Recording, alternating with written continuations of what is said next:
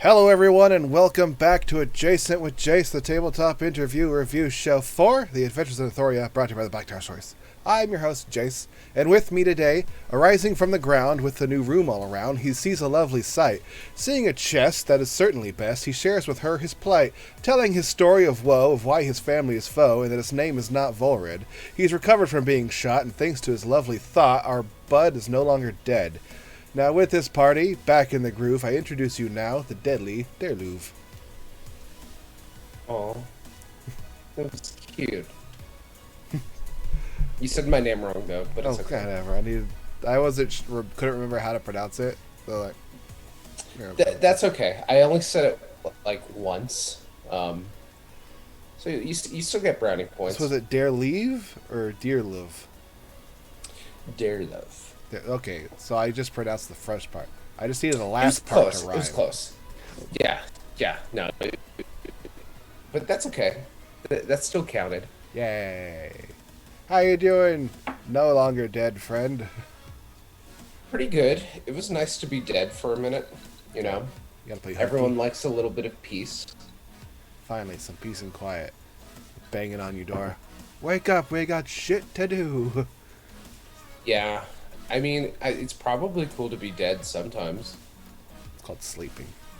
But you're an elf, so you don't really get a lot of that. No, I meditate or whatever. Boring shit.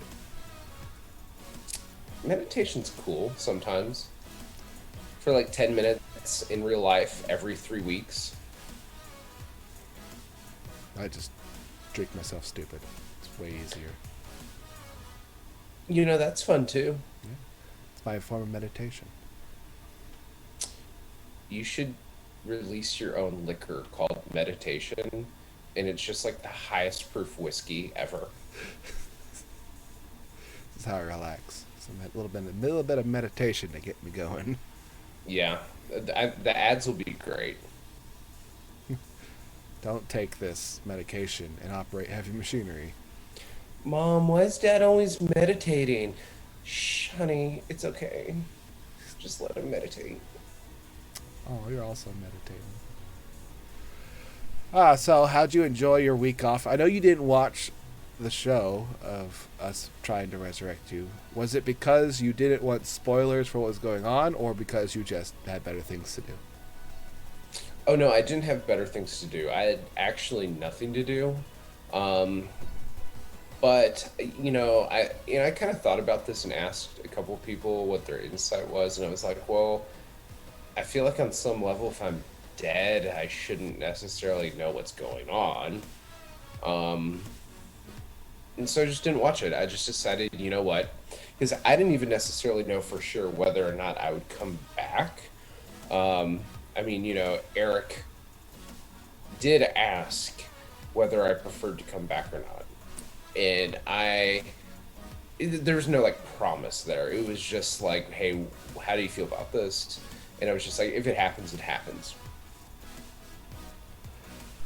Which brings me to one of my questions I have prepared for you, because I'm a little curious of what Eric's process was into this, because he's killed characters before. This is the first time he's done it, probably with someone without experience playing. He probably should have killed Korbeck a long time ago. Did Eric message you at all during the combat after you had died, or how much did he message you after the combat? Oh, that's a good question. I mean, we definitely messaged, but I can check real quick, because it's just one message. Do you want to come back? Ye.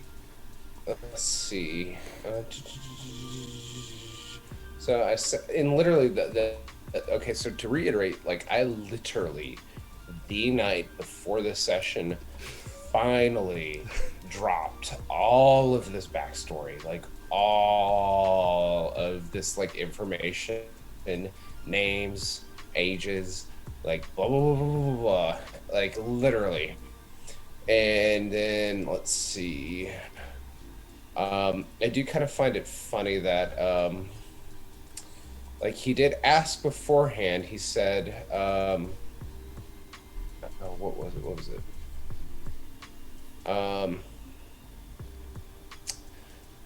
So I kind of mentioned that, like, I feel like Volred's kind of like on the precipice of having like an emotional, like, sort of breakdown of sorts, and that it would probably, take like a heavily emotional moment to crack. So he kills you. And, well, God, where was it? Because, like, I'm trying to find it. Like, he basically asked, like, hey, is there anything off limits? And I was like, no, not really. Like, kind of whatever happens, happens. So, like, I don't think he meant to do that. But, yeah, like, so there was nothing about it. And then it was, okay, he messaged me the next day. He was like, hey, just checking in. Like, how you feel about this? And, I mean, I did tell him, like, hey, if I could, like, get rezzed, I would appreciate it, but like I definitely don't expect it, right? So I do think he took that into account, and but like I said, I was totally ready to like make up a new character. Like the main thing though was because I told him, because after I died, like I went on vacation that weekend, like IRL, like I was out of town, had a bunch of stuff to get ready, and I told him, like, hey, look, whether you bring me back or not, I need at least like a week off, because I'm going out of town, I got a bunch of shit going on, I cannot sit down and just create a character right now. So I needed like That's a good point. Like, yeah, either way, I'm not coming back next session. no, I literally did say that. I'm like, hey, look, I'm not going to come back because even if I come back, I'm not going to be prepared to like deal with this emotional moment, nor am I going to be ready for a character. So I need this week off to, get through my vacation IRL and just like, you know, move on. And so I fully planned after last Tuesday, the rest of the week, I had already started like, looking at different types, thinking of, oh, what do I want my character to be? And then it was just like, oh, hey, you got rezzed. And I'm like, sweet, now I don't have to do anything. Awesome. Close all these windows. But then you save the part you typed up. It's like, I'll just save this for later. Well, let's just say I didn't even get that far. I only just decided, and I don't know if that's going to be a question for later, but if I was going to do another character... That is a question. Well, do you want to ask it? Yeah, let me move right on then from the Eric, basically just... And I will point out that Eric would never have planned on putting something emotional in the comment to target just you and just like on the precipice of death. Eric has no idea what the state of the combat is at any point. He assumes everyone's at full health the entire time. That's why he kills people without realizing it. Oh yeah, no, like when I died, I didn't think he was doing that. Like I was just like, cool, I'm getting attacked because I attacked this bitch. Well, that hurt. Ow. Ow again. Yeah. Oh boy. Oh look, it raced a zombie right next to me. And I'm where in the initiative? Oh, that's great. But let's get on to that question that you're trying to get into. Did you pick the character you were going to come back with if you had stayed dead? And in this case, how far did you get in that creation? Did you pick anything down with it? Yeah, honestly, not really far in terms of character backstory. I would have probably done a human fighter. Oh, God. I've realized that I like the fighting, and I know that you probably would have hated that the most, having another, like, hand-to-hand. I have a problem when Aaron picks a human, like a fighter, because he's so basic. You haven't played a lot. I'm fine with you play a fighter. But Aaron has experience. He can play other shit and figure it out. You can get away with it. Okay. And, like, I only have the name, and I, like, kind of don't want to share it just in case. But do it. You don't have to share it. Does it have a cool last name? Oh, it does. It does, but... What you do is you give that last name to the DM and let him start sewing that name and other things in case you play at some other campaign or like. You know what? I'm willing to tell you the name because I'm not sure if this would be accepted. Is it a pun? It'd be a fighter. It's a pun. And his name, Richard Thrasher. Oh, the Thrasher family. I know them well. Oh, Dick Thrasher himself. Exactly. Classic. Oh yeah, everyone likes a good Dick Thrasher. Now the question, like, would we call you Dick? I think we would call you Dick. Oh, I would definitely I would call you Dick. Yeah, and part of the character would be immune to any sort of puns elsewhere. It would just be like everyone else would be talking about all these dick puns, and like for once, I would not be the one. Like, I would just be like, oh. You take the puns seriously, like, oh, that's an odd name that person has. Like, exactly. No, he means a joke. Exactly. But I would have played personality-wise a little bit more of a straightforward sort of character. This is the part that I didn't really fully get into. I would have wanted them to be more straightforward, a little bit easier of a, maybe a bit more of a trope, to be honest. Just like a little bit something easier that I could just focus on just the roleplay part as opposed to like overthinking a backstory and like all those elements. Yeah, especially if it's a newer type of character, you haven't played a lot. And then characters, I always think if your character is the same at level 20 as they are in level 1, you didn't really play a character right. You just, if they don't change at all, well, that means you never roleplay the entire time. None of my characters have been the same from point A to point B. They've changed drastically because of how they react with the party, the environment. So exactly. if old Dick Thrasher was the same at level 6 that he was at level 16, that'd be a bit odd. He didn't get into good pounding. Yeah. He would have given it many good poundings. What weapon would he use? Whatever the most phallic is. Probably definitely a hammer then. Bludgeoning damage for a good pound. Okay. We all like a good pound, especially during Pride Month. But yeah, I mean, he would have had character growth, but not in the same way that, because when I went into Vuldead, there was a I like the mysterious element of it. I like the sort of like, ooh, I have some secrets, and I'm just not gonna say everything.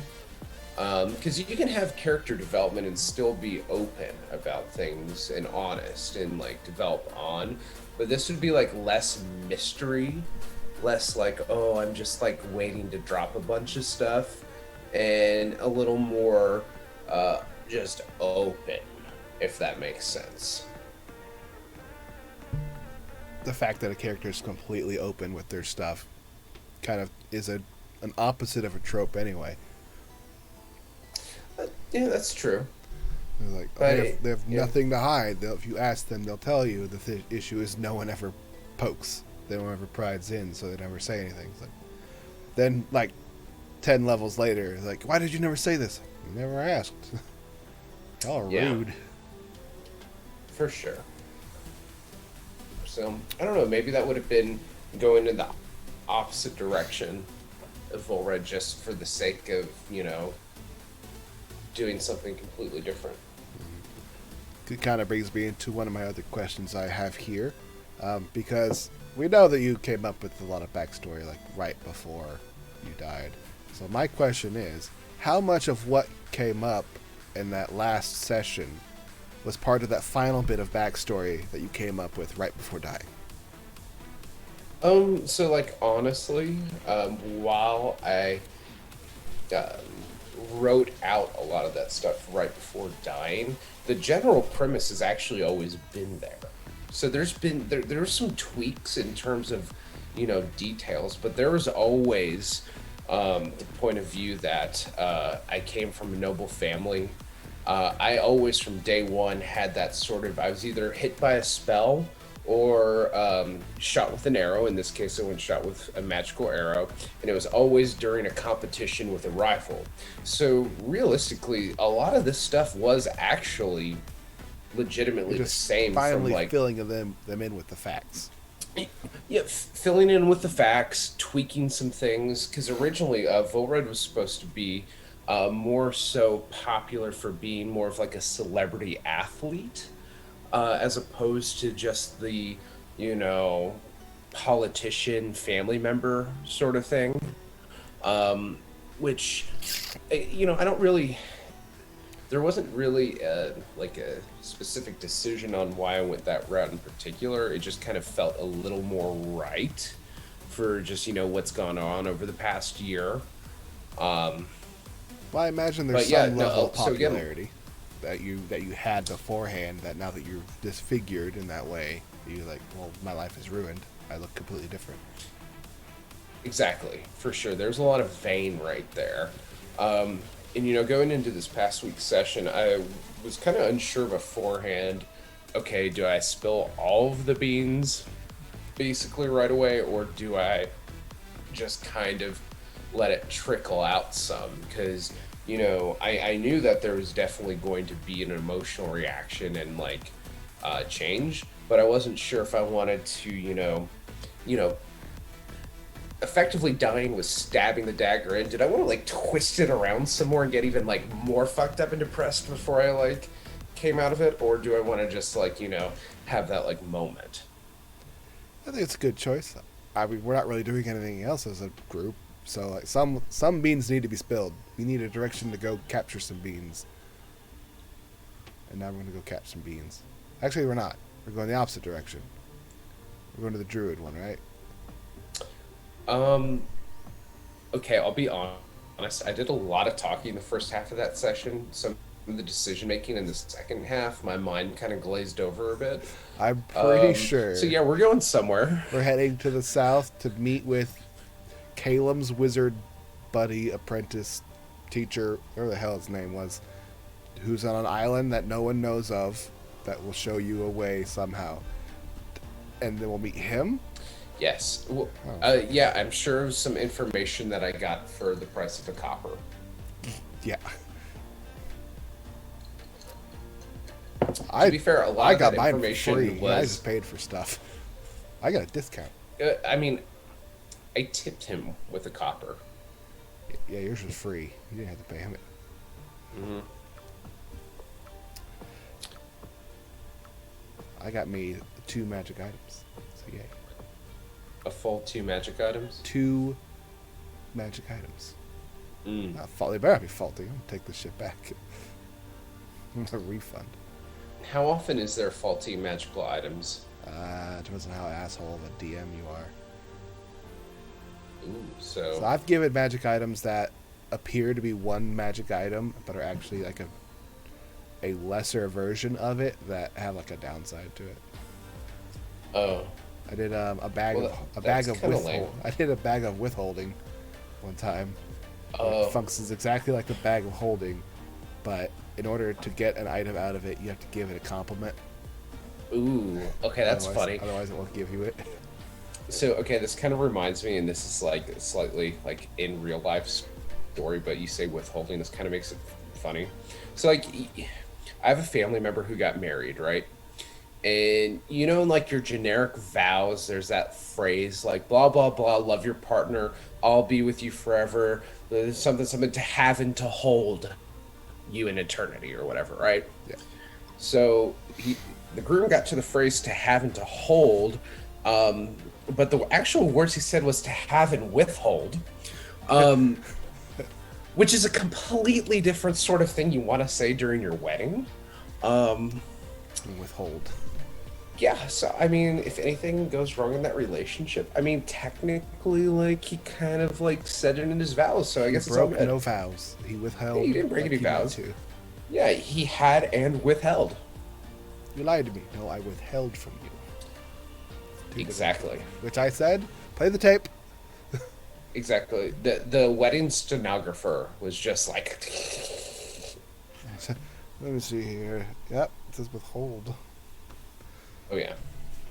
I just realized that your green screen shirt does the green screen to my background, so you see the paneled wall behind you.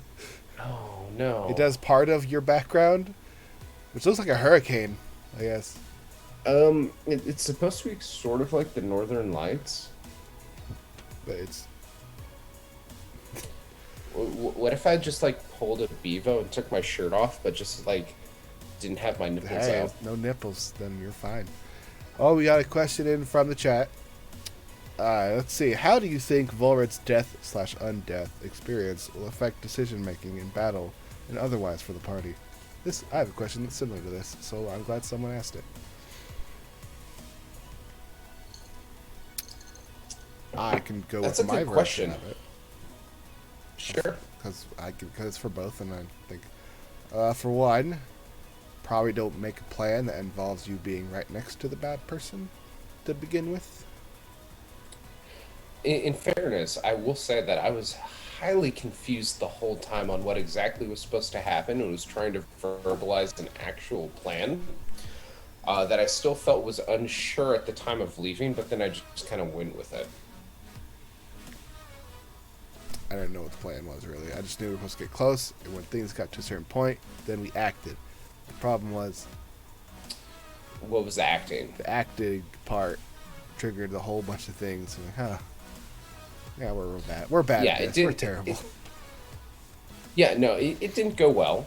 I, as a player, made some mistakes, which is okay. I'm in my she-boss villain era of decision-making, which is just kind of doing things. Not trying to be a hurricane or anything, but, like, I'm not, it's a year in. I'm not going to be afraid to, try some shit out. Because, I think as a new player early on, especially in a campaign where, we're generally taking things pretty seriously, there was some hesitancy to just, like, make decisions on my own with fear of, like, oh, no, what if I, like, fuck up? and in the recent couple of weeks leading up to this, I was just like, I'm just gonna start doing stuff, and that's why, like honestly, when I died, I mean, it was there was some shock to it, but I wasn't like ever mad about it. It's like, I oh, that's what happens. Yeah, like I accepted it. I was like, oh damn, okay, I Stove, died. hot. Yeah, and funny thing, when I was about like 6 years old, I did touch the stove. Well, I touched the oven rack to see what happened. I touch the oven rack still just because I'm stupid. Oh, Ah, fuck. well, that sounds like a personal That problem. part of the oven is also hot. Damn. Yeah, I only did that at age 6. Well, that was a convection. But yeah, so like, I kind of was at the point where it's just like, hey, I need to start making decisions on my own. I mean, not that I hadn't been but I need to be more confident just like going for things and Don't hesitate. Do what you want. yeah, just kind of go for it. And hey, if I die, I die. I'm not going to try to be reckless necessarily. And I guess maybe that could have been borderline reckless, but it wasn't like I went into this going, haha, like I'm going to do something stupid. That's a good idea, in theory. On paper, like it's all works good. And I think we talked about it briefly. It's like it's like a small in a situation where there's a lot of potential damage and death being around. It's like a slip up could be real costly, and that's where a slip up happens. It's like, ah, shit. Yeah, and my thing was I didn't realize that, and I guess I could have thought it through that she could get 2 attacks in a row on her same turn, but then I wasn't expecting the undead, which is kind of dumb. The fact that we're going into a necromancer, but I wasn't expecting. I wasn't expecting the undead. Yeah, I know, You right? passed them to get there, by the way. Exactly. So kind of definitely stupid. I guess what I was saying is I didn't, because there was I think 5 potential attacks that could have hit me before it was my turn again, and 3 of them hit. And like in my mind, I was like computing it. I'm like, okay, they probably could only hit me like 3 times. They did hit And 3 times, though. I'll probably the opportunity would be like 3 times. And if they hit me, maybe they hit me twice, right, out of those 3. Okay. But it was like Out of 3 out of 5. 5. Yeah. And so then after that, I was just like, shocked Pikachu. Like, oh. It's the memes like, I did the math, but I'm bad at math. Yeah, definitely. That brings me to part of my question about where it was. Let's see. Have you noticed any limitations in what you can do as a rogue? And have you thought of ways of changing that up and mitigating any type of limitations you might have? I mean, I think about part of it, again, goes back to just doing things and learning. And I'm a very kinetic learner. I probably could have, to my, self-reflection, I probably could have put more time into watching videos of other people playing rogues and like seeing how that goes. But I'm kind of someone who's hands-on, and I need to kind of just like experience stuff. So like in that fight, even before before we got to the mistress, when we were fighting whatever that fucker's name was that I like stole his identity. Seovin? It's something. Saran wrap. Yep, cellophane. Saran wrap. Yep, cellophane. Like when I went behind him, and I was like thinking, oh cool, like I'm behind him, he can't see me, right? And it's just like, no, he can see you. I'm just like, oh damn, I should have hid, right? So just like making those mistakes, and I do need that connect. I need to be that kid who touches the oven, to be honest. So in like looping that back into like how I operate as a rogue. So there's, I probably could try to be more sneaky. And then there's situations that might benefit from me, just like from the roleplay side of being a little more on that sort of secretive level. And I just kind of need to be ready to like sense those moments and lean into them a little more.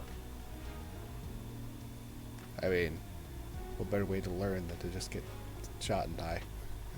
Don't Yeah, do that. I'm pretty sure dying is pretty high on the scale of kinetic learning. Not many people get to learn from that one. Yeah. And some people die and they never learn. That's because they're dead. Touching the stove and learning from it is also important. Some characters that are no longer with the party would touch the stove and then try to touch the other part of the stove and wonder why. Why hot? Hot because hot. What about this part? No, still hot. Yeah. Stove hot. Touching it. You're talking about Gander, right? Sure. By the way, Person who almost took no risks. I was like, should I try killing Gander? Like when I was that zombie and like I think I you did, should have.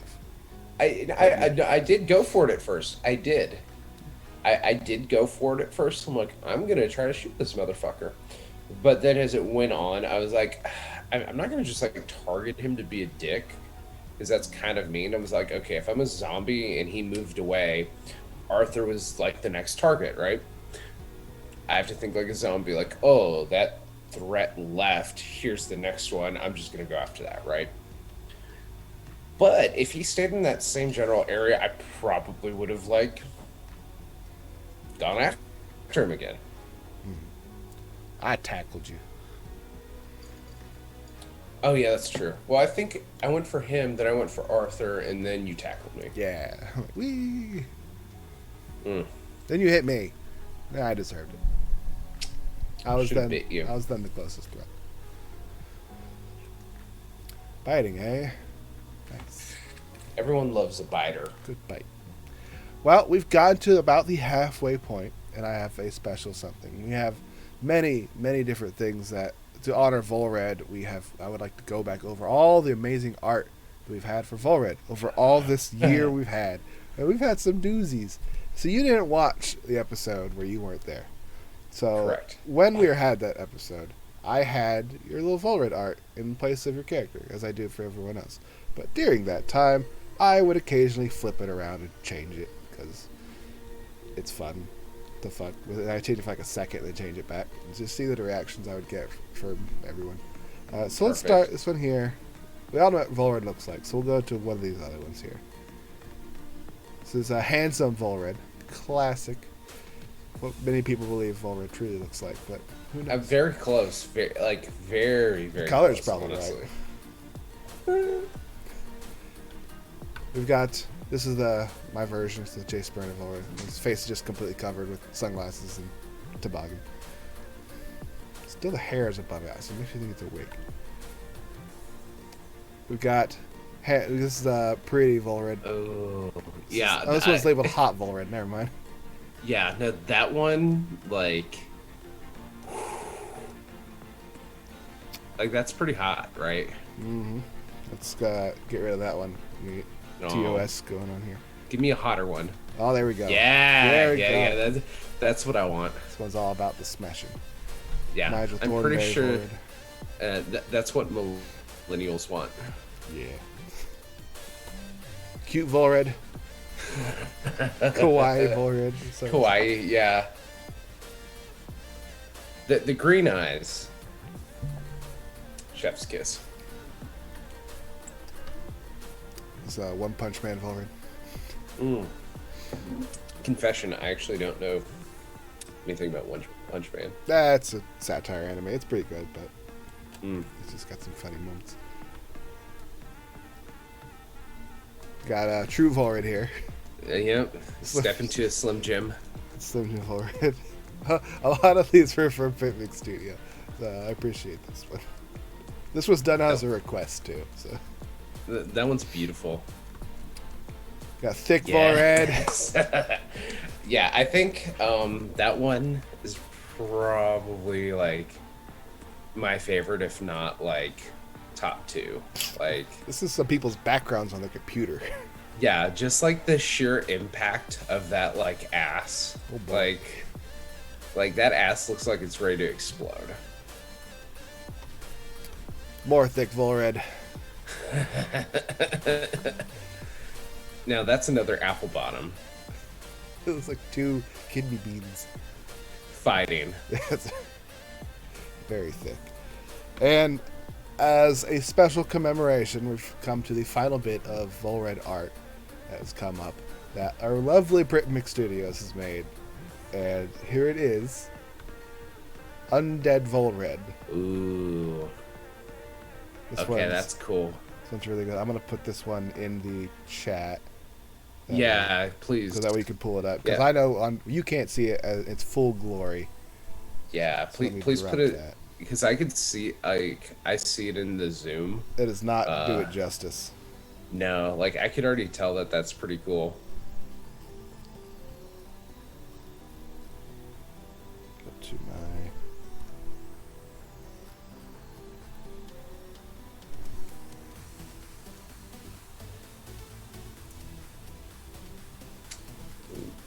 Brought that one up in there. Oh, even better.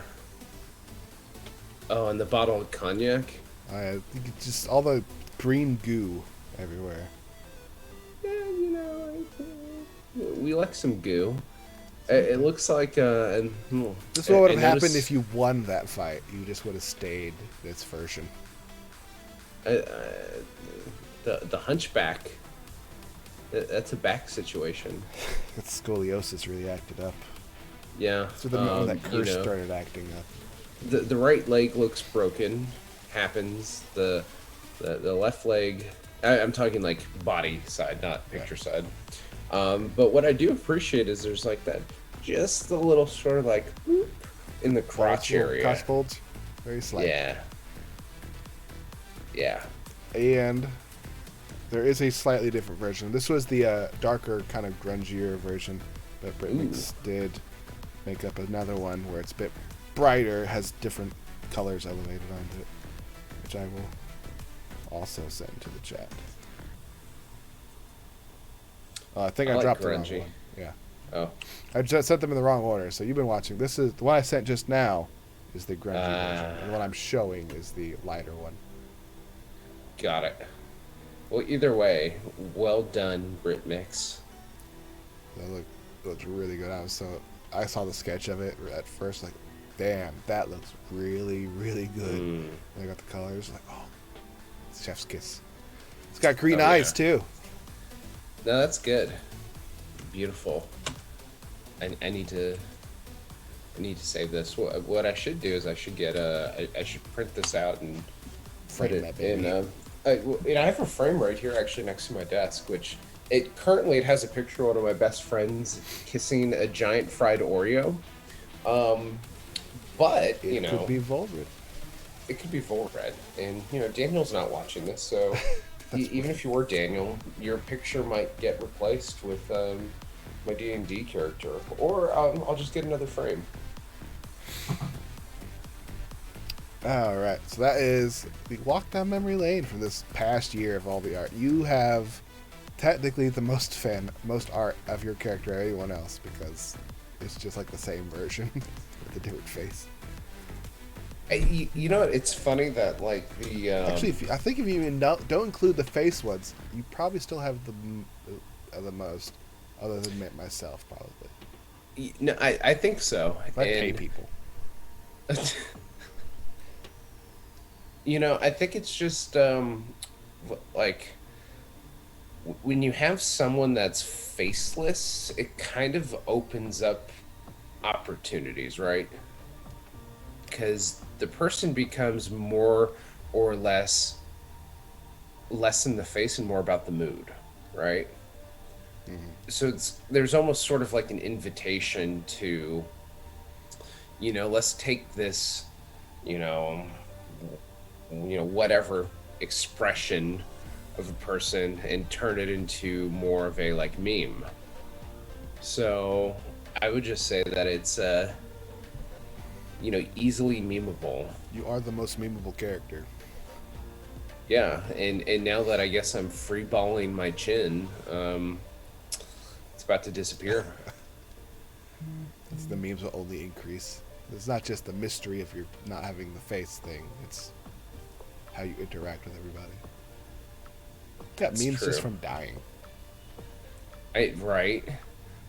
You know, one of the things that I was thinking about, and this might be spoiling a slight part of character development, but you know, now that the sort of face thing is kind of out in the open, I mean, why do I need to be so covered up, right? We could be entering the slutty Volred phase. Oh boy. Sleeveless, shirtless. Thong. Let's get that thong going. Yes. Thong with like a nice like red leather harness. Nipples covered, of course. We're on Twitch. TOS, Yeah. But I mean, just think about it, you know? Just this mean hunk of jerky strutting down the street. Yeah. Yeah. No one can say no to the jerky. I want to see different versions of your outfit now that you don't have the face covered, because clearly you gotta wear it with the arms. It's like a sleeveless version, a vest. You wear like Arthur's vest for some reason one day. Like, hey. You know, I do want to keep sort of like the sort of like jacket cape sort of fantasy ish. The cloak, it's a cloak, basically, right? You know, but just sort of like, you know, walking down the street with it kind of just flowing behind, just sort of like nonchalant, just, you know, like, just like smelling the beautiful air today, you know. Cape and loose skin just flapping in the wind. Loose or crunchy, depending on the area. Yeah. I don't like thinking about it, but I will think about it when you say it. Like, this is horrifying. It's like peanut butter. It's both creamy and crunchy. No, peanut butter should only be creamy. Well, the next time you grab for peanut butter, you're gonna think about Volred skin. Oh boy. I ruined that for you, didn't I? It takes a lot to ruin peanut butter for me. Oh. I mean, that sounds like a challenge now, but that's not safe for Twitch. A lot. Well, with the crazy art out of the way, we can get into some bits here. I would like you now to rank your family in order of who you would kill first. You don't have to name names. We don't know if you have a big family or whatever. Younger brothers, younger sisters. There's only 4 people, and there's a mother. I don't think I actually talked about mom. I don't have it listed, so. Yeah. So I would say number 1 spot will probably kind of... Ooh, that's tough. There's definitely some disdain going on between dad and sister, but I would probably say, like, power ranking, the number 1 spot would be sis. Whether she's actually more problematic than dad, there's much more an air of just, like, you know, you have a family member who, like, even though they're not the worst, you just have to, like, deal with them. Yes. And the fact that you have to deal with them does make them the worst, even though they probably can do the less amount of psychological damage to you. Yes. You have to deal with I think everyone understood. Yeah. So I'd probably say sis is number 1. But she does have more of a possible redemption quality. Number 2 would be dad. Dad's just sort of, you know, the annoying patriarch who's, like, technically right, but, you know, who likes that? It's 2022. We don't need right. Yeah, we don't need that. So dad, yeah, he's definitely on the, like, chopping block. But who knows? Maybe there's some secrets in there that even I don't know about. Number 3 would be mom. Mom's actually pretty low-key chill, like, privately. But, like, publicly, you know, this sort of, like, politician's wife sort of thing. It's like, bitch, regardless or not, you're kind of been here for this, and you're kind of, like, buying into this whole thing. So, you like... You didn't stop it. Yeah, you didn't stop it. Like, yeah, you're chill, and, like, you know, you know what you know that things are the way they are because you experience the things that are experienced in the way that you know. but that doesn't mean that you deserve to not be forsaken for the things you did that you may have been around for other people to do that have affected experiences and things and ways and stuff. And then number 4 is his brother. His brother's kind of a simp.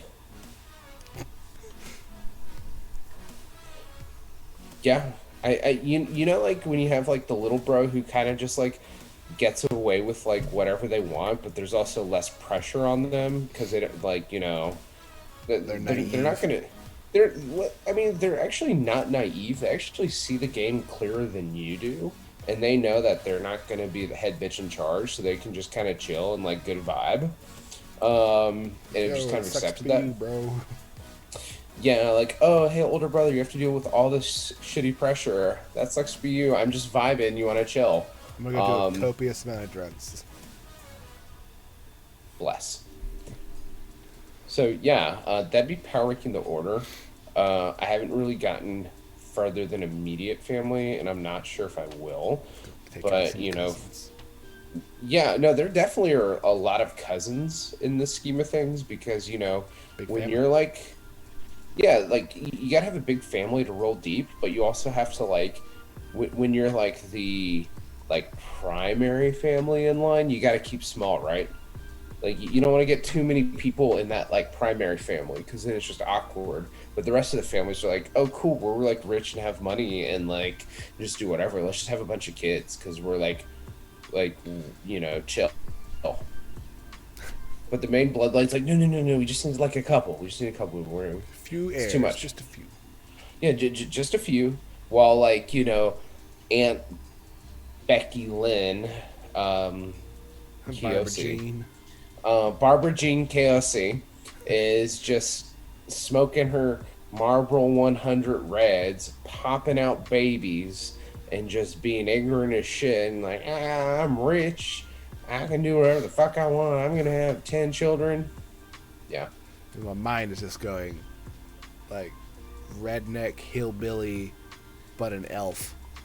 Eric said I'm from the free states, and that free state is Alabama. Ain't nothing freer than America.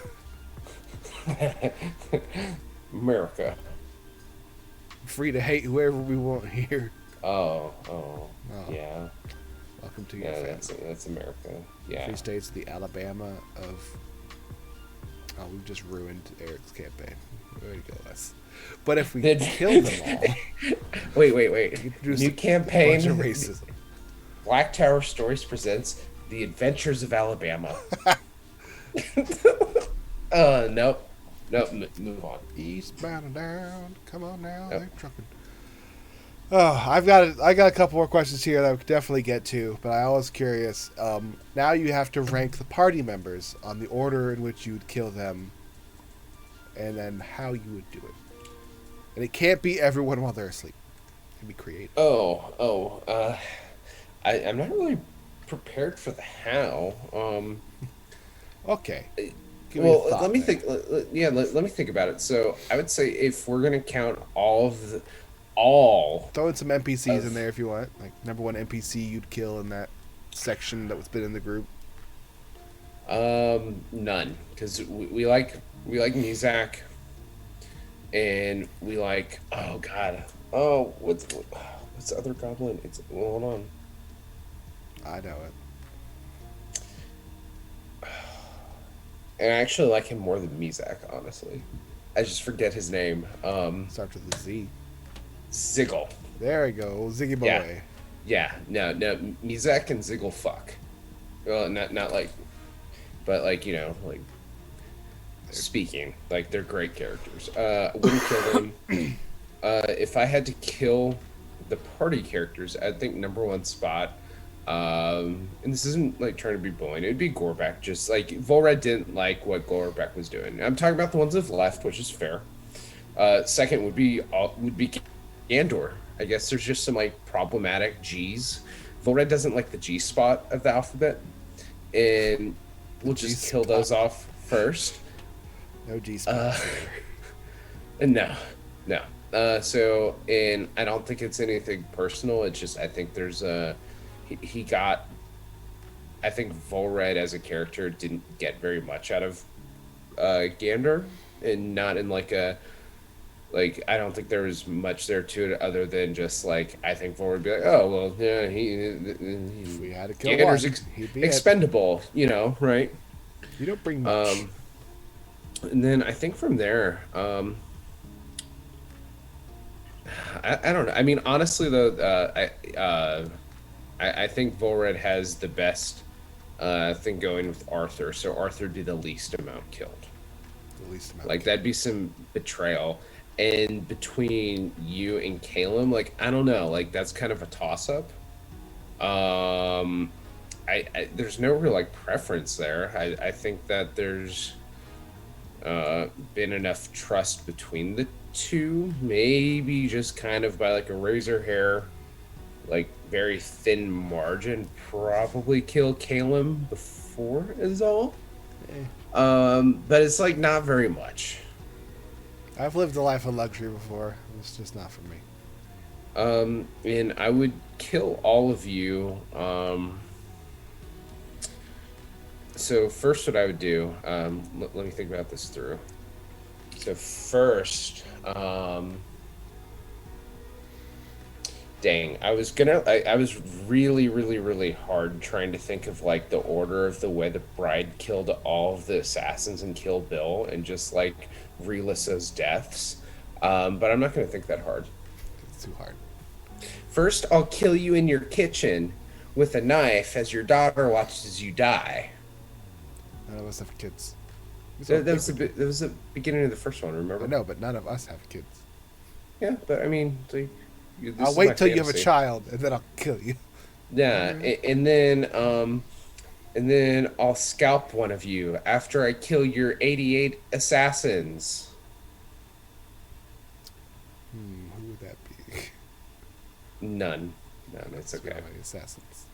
In the final one, I will punch you, not even punch you, I will take my hand like this and go like 5 times right on your heart, and it will explode. You just copy those exact things. None of them Yeah, work. literally, yeah. Like, I will try to assassinate you all in order with, like, the Kill Bill kill list. When the first one doesn't work, would you just then give up and go to the next one and attempt the next one in order? That didn't work. Yeah, no, like, I would hop in the pussy wagon and, like, the whole way there, just, like, whistling. Like, and just, like, on with it. Okay, I have one question set up here. This one's kind of based off of your experience with the rogue, and now that you've died, it's always fun to bring it up because you've thought of different characters. Have you thought about multi-classing now at any point? Or if you're Volred, will you always stay rogue? I haven't. I actually have not. But maybe I should look into that, because you are not the first person who've kind of, like, asked that, and part of me is just like, It's my job to ask. Well, oh, yeah, no, like, but, like, like, when you have someone ask, like, a legitimate question, but then you have, like, 2 others asking the same legitimate question, you sort of start being reflective and go, am I missing something? And I don't know. I might not be. But for right now, no. Multi-class into fighter. Multi-class into Ds. Nuts. All right, time to vote. Who's top of your vote for the Deadpool? Imagine Dragons. The band? Yeah, have you heard of him? Yeah, I've heard. It's very imaginative. But like, it's a party member. Like, who do you vote for? But have you heard of Dragon D's nuts on your face? You got me. Oh. I think you're gonna die. Good chance. Put this back up there. And if you die, we're just gonna Photoshop your character's face on that same image. No changes. Part of my class's ability is dying. And I don't get to do that because I don't die. It's kind of for me. Maybe just ask for it really nicely. I'll just let it happen eventually. I'll just be that stubborn person. Then Eric would just purposely not kill me the entire time and wonder, like, oh, I wonder why you won't die. You're not trying hard enough. Bummer. Shame. I'll never get to live the life that you had lived and then died, I guess. It's very peaceful. It's quiet. I'm sure that was probably peaceful. We're loud. In between the internal screaming. No. Quiet. That does mean that you didn't watch the I guess filler episode for you. You didn't see Caleb just lick mayonnaise off of a spear. Wait, what? Okay, tell me what I missed, because I missed that. So Arthur had some weird, like, sexual conquest with Lady Sybil. We met Lady Sybil. She's this like tall, sexy Rojan lady, and Okay. I was gonna hit on her too, but Arthur beat me to it, so I'm like, all right, sure, you can have this one. I'm not gonna try, but I'm still there in case something happens. So he is super attracted to that, and we were put in one of the towers. There's a boys' dormitory and a girls' dormitory, and Zal's in the girls' one. And we're all left to our own devices, so naturally, we get bored. So I took my javelin and I wrapped it with some cloth and I poured mayonnaise on it and I just chucked it. I have mayonnaise. So I just chucked it across and hit their dorm wall from the outside because they're at the same level as I am. So I just chucked it and I threw it again. I just kind of kept hitting it. And eventually I hit the glass and it broke and it shattered glass on the inside of their room. And I just ditched and just ran out. And so Caleb, in all his magnificent wisdom, looks down and sees this javelin covered in mayonnaise and looks, scoops it and licks it. Like, that's mayonnaise. Like, how the hell do you know that's mayonnaise? It's dark. Something just flew through the window. You assume it's mayonnaise? It's kind of disgusting, but kind of admirable, you know? It was weird. So he tries to get me back. He flies and takes a javelin and throws it through my window of my thing and looks inside, and I'm not there anymore because I'm not stupid and I don't stay in the same place when I do something. That's true. When you do something stupid, you should move locations immediately. Yeah. So he got in trouble for breaking 2 windows. Oh. And he was the one who brought us there. Yeah. Even better. Yeah. No consequences. Dumbass. Well, I guess it worked out in the end. Yeah. He fixed them. He got magic. It just took him a while. Mm. He did lick mayonnaise just off of a random thing he found on the floor. Which is just weird. That sounds fun.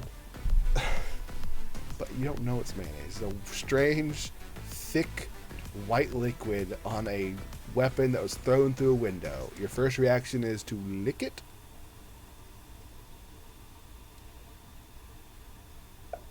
I'm not going to answer to that. We know the answer you want to say. Look, I'm just saying, you know, mayonnaise has a very distinct scent, and, you know... I can assure you this man did not smell it. He immediately went, home.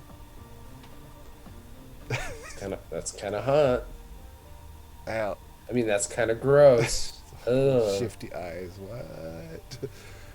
Well, we've come near the end. Vuldead, I would really appreciate it if you could roll me a D100. Shoot, you know? Yeah, no, I can. I somehow, even though this happens every episode, forgot to prepare for it. So give me one moment to get into my character sheet.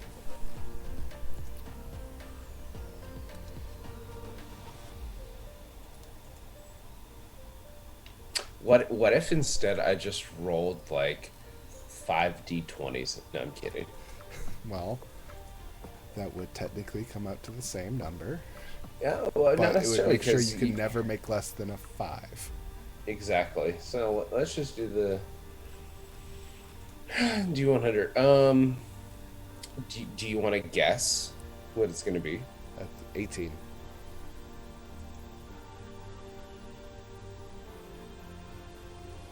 $32. 32. According to the wild magic spell, you are transported to the astral plane until the end of your next turn, after which time you return to the space you were previously occupied or the nearest unoccupied space to it. Well, that's boring. I'm rolling again. I don't think you're allowed to. It breaks the rules. I got a 49. You don't have to tell me it's okay. Oh, this is perfect. I'm so glad you rolled a 49. Because for the next minute, you cannot speak, and when you attempt to, bubbles come out of your mouth. So stay quiet while I say the following. Thank you all for coming. I really have to go. I hope you liked watching my really crappy show. Like, follow, and subscribe is what I'm supposed to say. And as always, we'll see you next Tuesday. Good night, everyone. Blah, blah, blah, blah. Wave to the camera. Make bubbles. Like. Walking hand in hand on the ocean floor, down deep we wander. Louder we sing, no there is no cure.